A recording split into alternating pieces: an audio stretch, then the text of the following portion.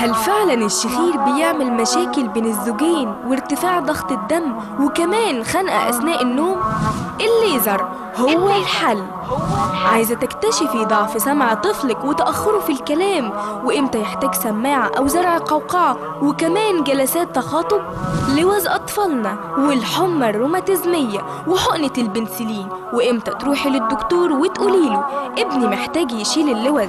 كل ده في برنامج حكيم الأنف والأذن مع الدكتور هشام إبراهيم، دكتوراه واستشاري الأنف والأذن. حكيم الأنف والأذن يأتيكم السبت في 5 مساء والإعادة الجمعة في 11 صباحا.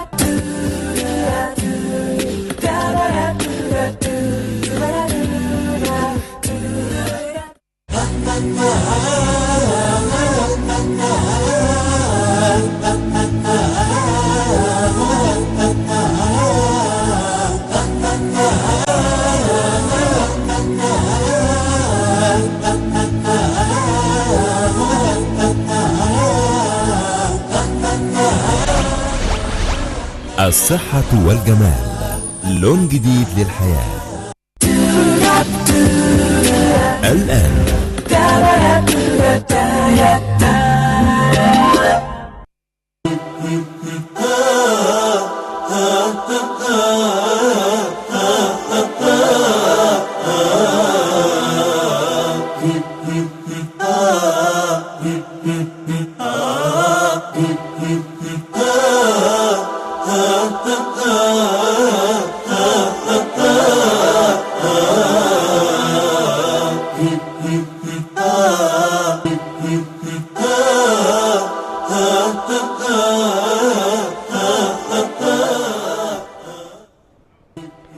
بسم الله الرحمن الرحيم. أعزائي المشاهدين، السلام عليكم ورحمة الله، وأهلا ومرحبا بكم في حلقة استثنائية يوم الجمعة الساعة 2 الظهر من حلقات حكيم الأنف والأذن. بفكركم مرة تاني إن حلقاتنا عادة طبعا إن شاء الله كل يوم سبت الساعة 5 مساء، والإعادة كل يوم جمعة الساعة 11 صباحا. بفكركم بمراكزنا: مركز المهندسين المركز الأساسي في 85 شارع السودان، والشيخ زايد في المركز الأساسي الطبي توين تاورز، إلى جانب عياداتنا المنتشرة تقريبا في كل المحافظات، في الأقصر وفي أسوان وفي الوادي الجديد. يعني بالمرة إن شاء الله لأهلي وحبايبي والناس اللي أعز، يعني ما تعرفوش يعني غلوتهم عندي قد إيه، أطيب ناس رايح لهم إن شاء الله الوادي الجديد الأربع والخميس الجايين، والأسبوع اللي بعده إن شاء الله يوم 3 و4 هكون في الأقصر وأسوان. بقول لكم على مفاجأة النهاردة كويسة إن شاء الله. كنت قلت لكم دايما إن إحنا إن شاء الله عايزين نشوف لنا مكان، ناس بالوجه بحري كله الحقيقة بيطلب مني شوف لنا عيادة، وأخيرا وجدنا عيادة في إن شاء الله مركز في دمنهور في شارع عبد السلام الشاذلي. إن شاء الله في خلال 10 أيام ولا أسبوعين بالكتير هكون متواجد هناك إن شاء الله. بفكركم تاني بصفحتنا مركز الشخير دكتور هشام إبراهيم. بستقبل كل تليفوناتكم وتعليقاتكم وأسئلتكم، بجاوب عليها بصفة شخصية. نبدأ حلقتنا بسرعة جدا ونقول مين فينا ما بيرجعش من شغله تعبان همدان طول النهار، طبعا تعب في الشغل والحر، وسواء حر أو صيف أو برد، بيرجع آخر النهار تعبان، ينام يبتدي يطلع صوت. هذا الصوت احنا بنسميه طبعا كلكم عارفينه الشخير. هو السؤال، الشخير ده بيضايق الشخص نفسه وبيضايق الناس اللي حواليه. بيضايق الشخص نفسه ازاي؟ والله مش كتير يقول لي لا انا مش داري، انا ما بشخرش، لكن دايما بيضايق الناس اللي حواليه. اقول لكم مفاجاه ان 99 تقريبا في المية من الناس اللي بتيجي عندي تشتكي بموضوع الشخير ما بيبقاش عارف ان هو بيطلع صوت بالليل وبيشخر. عشان كده كتير جدا لما حد ابتدي اشوف كل اعراض ومشاكل الشخير عنده ما بسالوش شخصيا، اقول له انت في صوت بالليل؟ يقول لي لا. طيب لو جايه معاه طبعا بقى زوجته ام محمد، ودول طبعا من الستات اللي بنحطهم في راسنا، ناس بتوع زمان بقى، يا ام محمد هو ابو محمد بيطلع صوت وهو نايم؟ طبعا هتبص لي كده وتبص له وتضحك، تقول لي اقول لها ده احنا عايزين نعالج الراجل، تقول لي اه. طيب لو دوست عليها شويه يا ام محمد فعلا بيطلع صوت؟ تقول له اه بس يعني عالي شويه. ولو دوست شويتين تقول لي يا دكتور ده بصراحه ما بينيمناش بالليل، ولا انا ولا الولاد ولا اي والجيران. معقوله؟ للدرجه دي؟ تقول لي اه والله الجيران كتير جدا بيشتكوا من الصوت الشخير، لدرجه ان في جيران كتير جدا، انا يا جماعه بتكلم بجد مش بهزر، والله في ناس كتير جدا من الجيران يعني من المرضى يجوا يقولوا لي احنا مشكلتنا في الشخير مش عشان البيت قادرين عليه، لكن مشكلتنا للجيران. طيب تعالوا بقى طبعا لزوجه من الازواج بتاعت النهارده، تبص تلاقيها هي اللي جايبه جوزها وتقول لي يا دكتور انا بص شوف لي حل، انا مش هينفع اكمل مع الراجل ده، ما بعرفش انام بالليل وكتير جدا بسيب له الاوضه واروح اوضه تانية، ده لو اساسا في اوضه تانية يعني، لازم تشوف لي حل. بصراحه عامل لنا مشاكل، يعني في طبعا توتر جوه البيت، ما بيناموش بالليل كويس، واخطر من كده بقى كمان اقول لكم على مفاجاه، لو باخده بقى على جنب كده يقول له يا استاذنا العلاقه الجنسيه اخبارك ايه؟ يقول لي يا دكتور والله مش يعني انا ما بقتش زي الاول، انا مش انا يا دكتور، اسال المريض ولا تسال الطبيب. وفعلا الشخير فعلا بيأثر على الحاله الجنسيه بسبب الضغط العصبي والتعب وقله الاكسجين اللي بتوصل لكل حته في الجسم. طب في اكتر من كده طبعا، تساله عندك ضغط؟ يقول لي اه عندي ضغط. طب في صداع؟ اه في صداع. في حرقان في زورك؟ في ريحه وحشه في زورك؟ في مشاكل في القلب؟ يقول لي اه. ابتدى اروح لدكتور القلب يقول لي عندك ضربات قلب سريعه، عندك لغط في القلب، ابتدى حاله القلب تتعب. يا دكتور هشام كل ده بسبب الشخير، بسبب الشخير. طيب في اكتر من كده، تخيلوا بقى ان في حالات وفاه بتحصل بسبب الشخير، لان العيان للاسف بيخش في غيبوبه ونقص اكسجين وهو نايم، فالعيان بيموت جوه النوم من الغيبوبه. بقول لكم ايه، انا ما بحبش اتكلم كتير، احنا معانا النهارده حاله استاذ خالد. استاذ خالد ده عيان جاي لي مشاكل في القلب، مشاكل في الضغط، مشكله كبيره جدا جدا. انا ما بحبش احكي الحقيقه كتير، بخلي العيان دايما هو اللي يتكلم. نشوف كده حاله استاذ خالد كان تعبان ازاي، ومشاكل القلب ازاي، الشرايين اللي مسدوده ازاي، ونرجع لكم تاني. دلوقتي انت شكوتك ايه؟ شكوتي دلوقتي حضرتك ان انا بنام، الشخير بقطع النفس وانا نايم، ذبحات صدريه كتيره جدا. مش يعني انت عندك مشاكل في القلب؟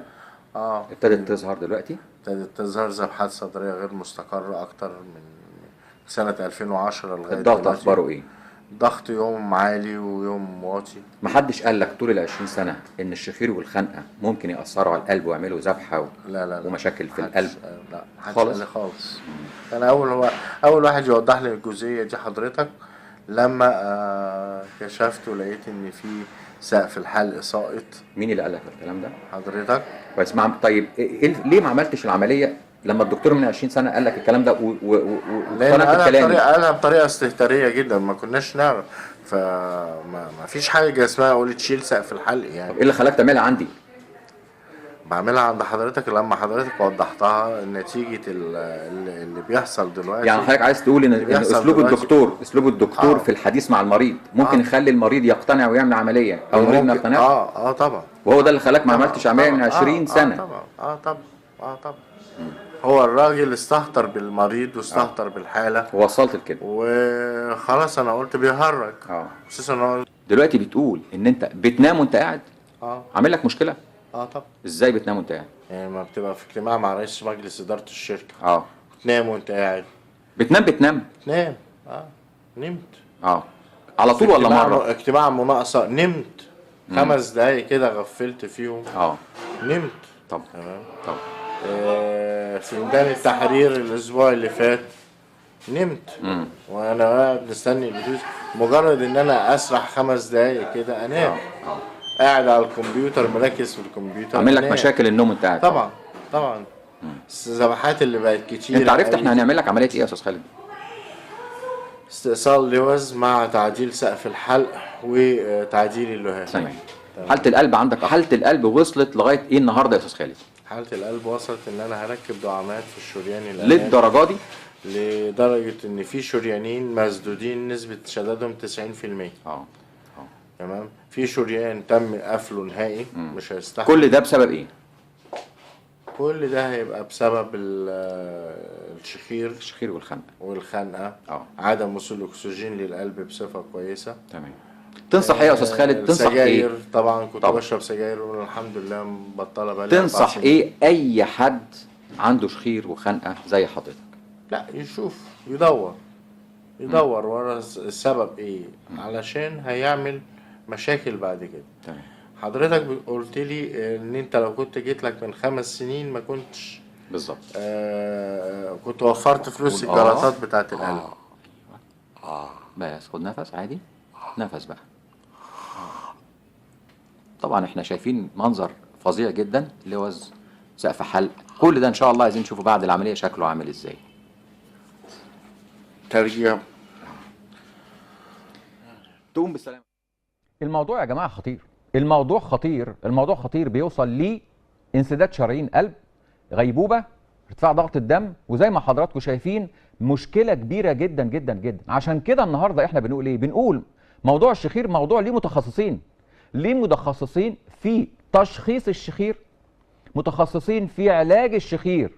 فعشان كده انا بنصح اي حد بيطلع صوته وهو نايم يتوجه لاقرب استشاري متخصص في علاج الشخير. ومش عايز اقول ان النهارده موضوع الشخير بقى ليه ناس محدده هي اللي بتشتغل فيه، مش اي حد انف واذن هو اللي بيشتغل في موضوع الشخير، ومش اي اماكن مجهزه تجهيز سواء كان باجهزه ليزر او اجهزه كشف على موضوع الشخير.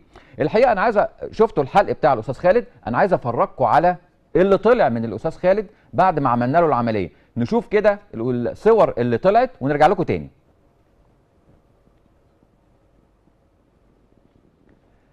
غير الصور كمان في الاستاذ خالد كان جوه اوضه العمليات. انا حبيت اجيب لكم كمان استاذ خالد جوه اوضه العمليات عشان ايه؟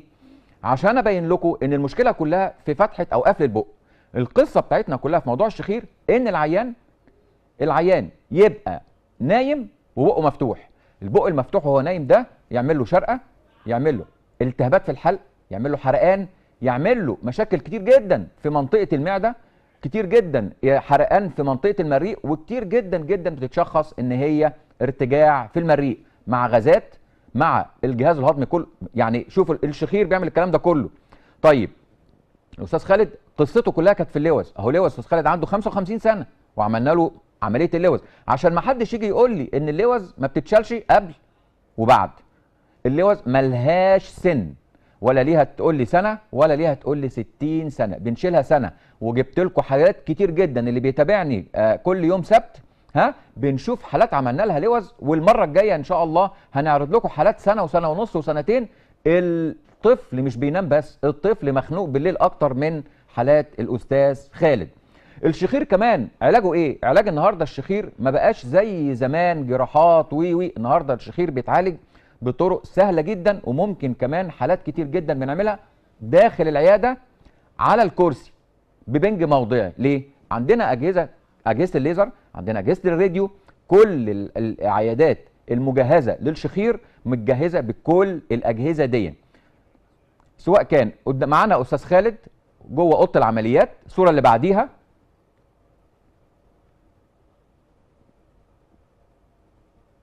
اللي بعديها هنشوف طبعا الحاجات اللي طالعه من الاستاذ خالد. طبعا الصوره اللي بعديها برضو سريعا هنشوف اللوز، هنشوف جزء بتاع سقف الحلق، هنشوف الجزء بتاع ادي طبعا الحاجات اللي طالعه. فهي دي الجزء اللي كان خانقه وهو نايم، الجزء ده مخنوق وهو نايم بالحاجات دي كلها. يا ريت نجيب بقى بعد كده الاستاذ خالد الدقيقه اللي خرج فيها بعد العمليه ب5 دقائق بالظبط. عايزين نشوف، يا ريت نعرضها، يا ريت نشوفه. لا، عايزين الفيديو بتاع الاستاذ خالد جوه اوضه العمليات. هتبص تلاقيه نايم قافل بقه، نايم بطريقه مريحه. طبعا لو قارنتوا الكلام ده قبل العمليه موضوع مختلف تماما. نتفرج على الفيديو ونرجع لكم تاني. انا قاصد ابين الصوت ده طبيعي جدا. واحد عامل عمليه ما كملش 5 دقايق مقارنه بقبل العمليه، خنقه وفتحه بق، ده كده هايل ما شاء الله.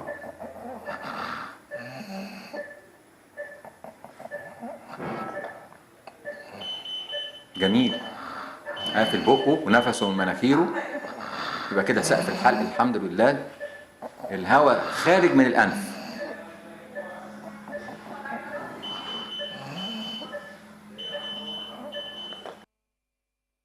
طبعا احنا بنشوف حاله زي دي وهو نايم وقافل بقه، الدكتور بيقول عاده العمليه نجحت، لكن خدوها مني كلمه، انا ما بقتنعش ان العمليه نجحت الا لما بسمعها من المريض نفسه. المريض هو اللي يقول العمليه نجحت وانا اتحسنت. تعالوا نشوف كده الاستاذ خالد بعد ما عمل العمليه تقريبا باسبوعين 3، نشوف شكله بقى عامل ازاي. مش هتصدقوا حاجات كتير جدا اتحسنت فيه بعد العمليه، ولا انا كنت سالته عليها ولا هو كان واخد باله منها. نشوفه بعد العمليه ونرجع لكم تاني. اهلا يا استاذ خالد. اهلا يا دكتور. الحمد لله على سلامتك. الله يسلمك يا دكتور. الحمد لله. طمني كده، اخبارك ايه بعد 10 ايام من عمليه كبيره؟ والله الحمد لله، نحمد ربنا. الدنيا بقت مستقره ومتحسنه احسن من الاول بكتير. في تحسن في النفس، في تحسن في النوم، في تحسن باستمرار، يعني ربنا يسهل. انت فاكر نفسك اخر مره في حاجات اتحسنت فيك وانت ما كنتش واخد بالك منها؟ زي في سداد بعض الشرايين في رجلي كانت عامله لي الم، ودلوقتي انا مش حاسس بيه. يعني ما بقاش في دلوقتي الم في شرايين رجلك؟ لا. بعد العمليه ما فيش؟ انت حاسس قلبك شكله عامل ازاي؟ حاله قلبك احساسك بيه شكله عامل ازاي؟ التنفس بقى كويس، فاصبحت الحاله مستقره. الحمد لله. انت عندك انسداد في 3 شرايين وضغط وعندك مشاكل كبيره جدا. الحمد لله. طمني انت، النوم عندك النهارده النوم كويس الحمد لله، بنام 8 ساعات. انت حاسس انت اتحسنت في النوم كام في المية يا استاذ؟ 70% تحسن في نومك. في النوم. طب وتحسن الشخير النهارده بعد 7 ايام من العمليه كام في المية؟ 50%. كويس جدا. كويس جدا. الحمد لله على السلامه يا استاذ خالد. الله يسلمك. الحمد لله على السلامه. متفائل؟ الحمد لله رضا. الحمد لله. ربنا كويس. الحمد لله. الحمد لله. يلا سلام. الحقيقه كما عودتكم انا ما بحبش اتكلم ولا اعلق على العيان بعد كده الا بجمله واحده: وما بكم من نعمه فمن الله. نخش في الحاله الثانيه على طول، الحاجز الانفي. يا دكتور هشام، يعني الحاجز الانفي، الحاجز الانفي عظمه في المناخير بنروح نعمل لها عمليه بتبوظ بترجع، او بالعمليه بترجع تاني ونرجع زي ما شكوتنا زي ما كانت. مش بنسمع الكلام ده؟ بنسمعه كتير جدا فعلا. كتير جدا من العيانين يقول احنا عملنا الحاجز وما نفعش. هو يا جماعه الحاجز الانفي من العمليات، بتكلم عن نفسي، العمليات السهله جدا جدا والصعبه جدا جدا. سهله جدا جدا في عملها، لكن صعبه جدا في تشخيصها، وان ازاي الواحد يقدر يعرف الجزء المعوج في الحاجز الانفي ويتدخل فيه جراحيا ويعدله. طيب هو الحاجز الانفي ايه؟ ما هو الحاجز الانفي ما هو غضروف جوه الانف بيفصل الناحيتين عن بعض بحيث الهواء يدخل هنا على هنا. وعلى فكره 85% من الناس عندهم حاجز انفي معوج، ولكن لا نتدخل الا في الحالات اللي هي بتشتكي بايه؟ ندخل على طول على اعراض الحاجز الانفي ومشاكله. اعراض الحاجز الانفي اول حاجه سده في الانف. طبعا سده انف تساوي صداع على طول، ما بيعرفش، مش مركز، دماغه تقيله. تاني حاجه مخاط خلف الانف على طول. اللي عنده اي حاجز انفي هتبص تلاقي على طول عندي مخاط في زوري، على طول بلغم، على طول بتف، على طول في ريحه وحشه، على طول قرفاني. تالت حاجه على طول صداع، دي نمره 1. 2 سده. 3 مخاط خلف الانف. بس لا، ده الحاجز الانفي بيعمل مشاكل كتير جدا، اللي هي اي سده في الانف. زي ايه؟ يعمل لنا مشاكل في الودان، قله سمع، بيقفل قناه الاستاكيوس. يعمل لنا مشاكل في الحلق، مخاط يعمل لنا ريحه وحشه، يعمل لنا التهابات في الحلق، تنزل على المعده تعمل مشاكل زي ما قلنا بالظبط، زي موضوع الشخير، على طول التهابات، على طول التشخيص خاطئ ان احنا بنقول عليه ارتجاع في المريء، وده يكون بسبب المخاط اللي بينزل من الانف على المعده، بيعمل لنا نزيف من الانف. كتير جدا حالات بنشوف منها نزيف من الانف بسبب عدم انتظام دخول الهواء في الناحيتين. واكتر حاجه الحقيقه بتضايق الناس الريحه الوحشه اللي في الحلق، وخاصه السيدات. طيب علاجه ايه؟ علاج الحاجز الانفي عمليه. تشخيصه ازاي؟ تشخيصه سهل جدا، سواء بالمنظار او بالعين، ولكن صعب جدا ان احنا الحقيقه بنشخص، لان لازم اشوفه بعينيا او لازم اشوفه بالمنظار. الحقيقه النهارده معانا حاله بنت اسمها الاء من دمنهور، وبفكركم مره ثانيه ان احنا ان شاء الله خلال 10 ايام ان شاء الله هكون في دمنهور لاهلي وحبايبي هناك. انا عايز اسمعكم الاء وحالتها ومشاكلها. عايزكم تاخدوا بالكم من حاجتين. من قد ايه البنت متاثره، قد ايه صوتها متغير، سواء الخنفه اللي فيها، دي بنت عندها 16 سنه، مش معقول. قد ايه امها اليأس اللي هي فيه، قد ايه الالم اللي هي فيه. نشوف حاله الاء وشكوتها وبتقول ايه ونرجع لكم. حاله الاء زي ما قلنا مشاكلها كتير جدا. البنت الحقيقه يعني الحقيقه يعني انا من عادتي بحب اعمل عمليات للناس اللي انا برتاح لهم.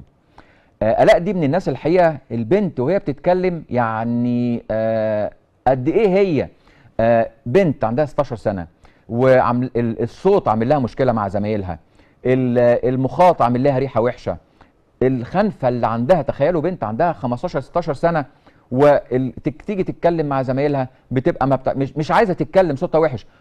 مامتها بتبص لها وكلها مفيش امل. لفت على ناس كتير جدا الحقيقه، واللي قال لها حساسيه، واللي قال لها جيوب انفيه، واللي اداها علاج، واللي اداها مضادات حيويه. ولكن يعني انا عايز اقول كمان الحاجز الانفي يا جماعه لما بيتعمل بنسبه تصحيح 100% نتائجه بتبقى 100%. المعلومه الاخطر من كده ان الحاجز الانفي لما ما بيتعملش بنسبه 100% نتيجته للاسف بتبقى صفر. دي معلومه في منتهى الخطوره، عشان كتير جدا بيروح يعملوا الحاجز الانفي ويرجع يقول لي ده استريحت شويه كده ورجع تاني. هو ما رجعش، هو ما تصلحش 100%. ليه؟ بيبقى في اثناء ساعات اجزاء صغيره جدا من الحاجز جوه داخل انف المنطقه اللي جوه قوي معوجه. العوجه دي ما بتخليناش نقدر، او لو ما اتعملتش مظبوط ما بتصلحش اعراض المريض. الى جانب ان الحاجز الانفي ممكن يعمل مشاكل في الودان، زي بيعمل رشح خلف الطبله، وكتير جدا عيانين بيجوا لي نعمل لهم حاجز انفي مع الرشح خلف الطبله. الى جانب طبعا قلنا الريحه الوحشه، الى جانب عمليات الحاجز الانفي بتاخد ايه؟ بتاخد لها 3 4 ايام والعيان بيقوم وبيروح بيته او بيسافر، ما فيش اي مشكله منها خالص. كل الاعراض اللي بتاعه الحاجز الانفي بتنتهي، من اول الصداع لسده الانف للمخاط، حتى لدرجه بيعمل كتير جدا، بيعمل مشاكل في حرقان في البول، بيعمل تكسير في الجسم، بيعمل همدان، بيعمل تعب. سيبكم من كل الكلام ده. الحاله النفسيه السيئه اللي العيان بيبقى فيها، العيان بيتفتح له مناخير، بنعمل له مناخير جديده بيدخل فيها الهواء، يبتدي يتنفس، يبتدي لا ما ينفعش طبعا فيديو من غير صوت، ما ينفعش، لا طبعا، لا انا يعني طيب نسيب حاله الاء خالص.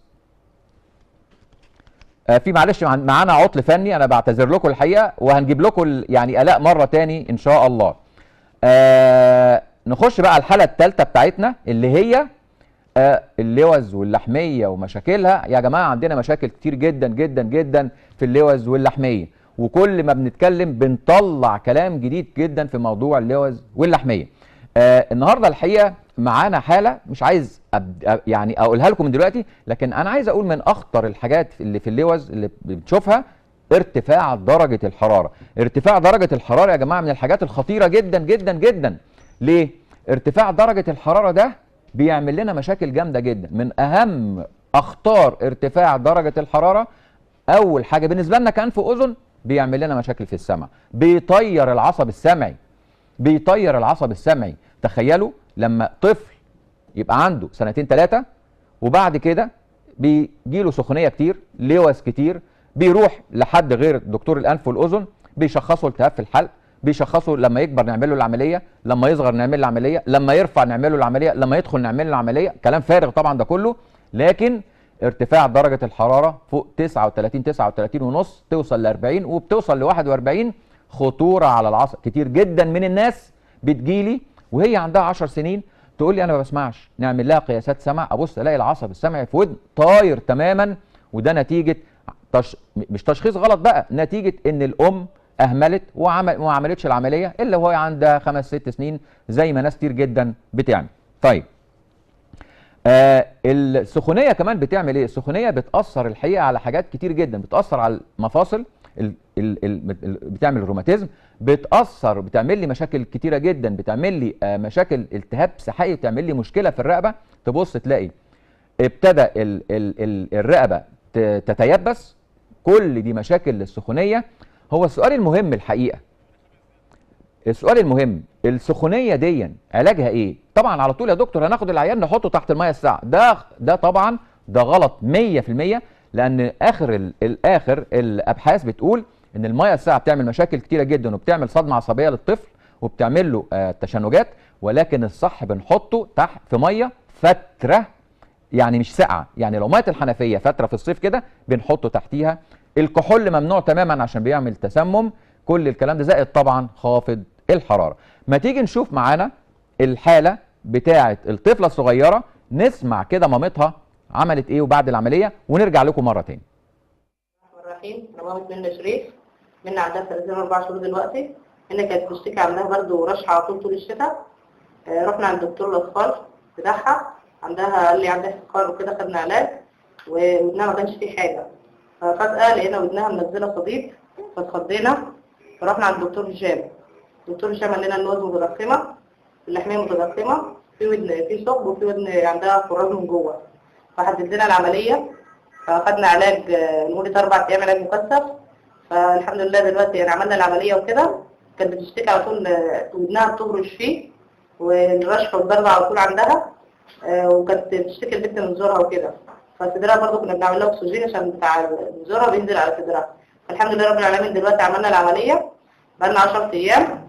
فالحمد لله منا معانا اهي، ولقيت السمع الحمد لله بقى كويس، والصديد والحاجه اللي في ودنها بالنسبه يعني الحمد لله رب العالمين مفيش دلوقتي، والرش مفيش الحمد لله، ونفسها اتحسن ومنا معانا اهي. انا عايز اقول حاجه واحده بس، شفتوا منى عندها سنتين و4 اشهر، عندها مشاكل في السمع، عندها مشاكل سخونيه، عندها مشاكل كتير جدا. لفت قالوا لها لا لما تكبر. يا جماعه يعني يا ريت نستشير انف واذن، لان دايما اقول جمله مهمه جدا، الدكتور اللي هيعمل لك العمليه هو اللي تساله اعمل عمليه ولا لا. ما يبقاش انا مثلا دكتور انف واذن، ما يجيليش حد عيون وعينيه وجعاه اقول له لا ما تعملش عمليه دلوقتي، ده كلام مش مظبوط. ليه؟ دكتور الانف والاذن هو اللي يحدد عمليه ولا لا، دكتور الرمد هو اللي يحدد عمليه في العين ولا لا. تمام كده؟ طيب انا عايز اقول معلومه مهمه جدا، طوارئ الحراره، طوارئ ارتفاع درجه الحراره. يعني ايه؟ يعني امتى المريض لما يبقى عنده سخونيه ويشوف الحاجات اللي انا هقولها دي ما يستناش ثانيه واحده. اول حاجه لو مش قادر يمشي، سخونيه وطفل مش قادر يمشي، روماتيزم في المفاصل. سخونيه وبيصرخ طول الليل يبقى مشكله في الودن، التهاب شديد جدا في الاذن الوسطى. سخونيه وطفح جلدي يبقى روماتيزم. سخونيه وقلبه مش بيدق، قلبه فيه مشاكل يبقى مشكله في القلب، سواء كان صمام او روماتيزم على القلب. سخونيه وصعوبه في التنفس يبقى المشكله دخلت في التهابات في الصدر والتهاب رئوي. واخر حاجه تشنجات في الرقبه، ودي في منتهى الخطوره. اي حاجه من الحاجات دي يا جماعه من فضلكم ما تستنوش على دكتور الانف والاذن، لان 99.99% من ارتفاع درجه الحراره بسبب التهاب اللوز والتهاب الحلق. فمن فضلكم دكتور الانف والاذن. نشوف بقى، ندخل جوه اوضه العمليات، نقتحم اوضه العمليات معاكم ومعايا ونشوف اوضه العمليات بنعمل عملنا فيها عمليه منى، شلنا لها اللوز وشلنا لها اللحميه، ونرجع لكم مره تاني.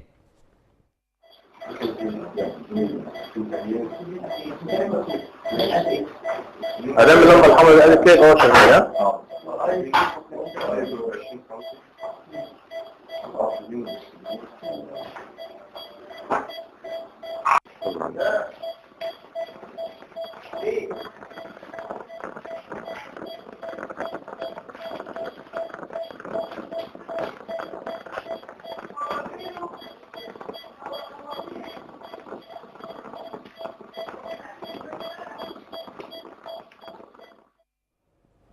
شفتوا اللوز، شفتوا اللحميه، كميه اللحميه دي كلها الخارجه من الايه او العصفوره الصغيره اللي اسمها منى دي، كل ده كان محشور في زورها. تاكل ازاي، تشرب ازاي، تتنفس ازاي، تاخد نفسها ازاي. بكره ان شاء الله عندنا حاله الساعه 5 ان شاء الله، هوريكم حاله سنه ونص تقريبا سنتين، هوريكم نايم شكله عامل ازاي، مش هتصدقوا نام ازاي، وبعد ما عمل العمليه نوم بقى شكله عامل ازاي. الحقيقه وقتنا خلص، لكن بفكركم مره تاني ان مواعيدنا كل يوم سبت الساعه 5 والاعاده الساعه 11 صباحا الجمعه. وبفكركم بمراكزنا، مركز السودان، شارع السودان في المهندسين 85 شارع السودان، والشيخ زايد في توين تاورز. الى جانب طبعا عيادتنا الجديده اللي في دمنهور ان شاء الله اللي هنروحها بعد 10 ايام.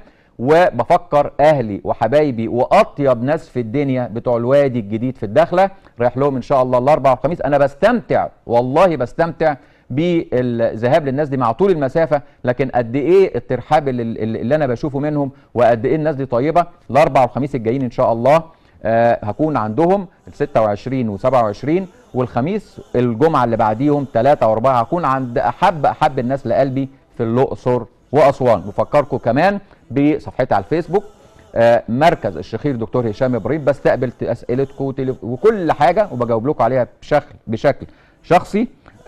اللهم علمنا ما جهلنا وانفعنا بما علمتنا، واترككم في حفظ الله وامنه، مع تحياتي حكيم الانف والاذن دكتور هشام ابراهيم.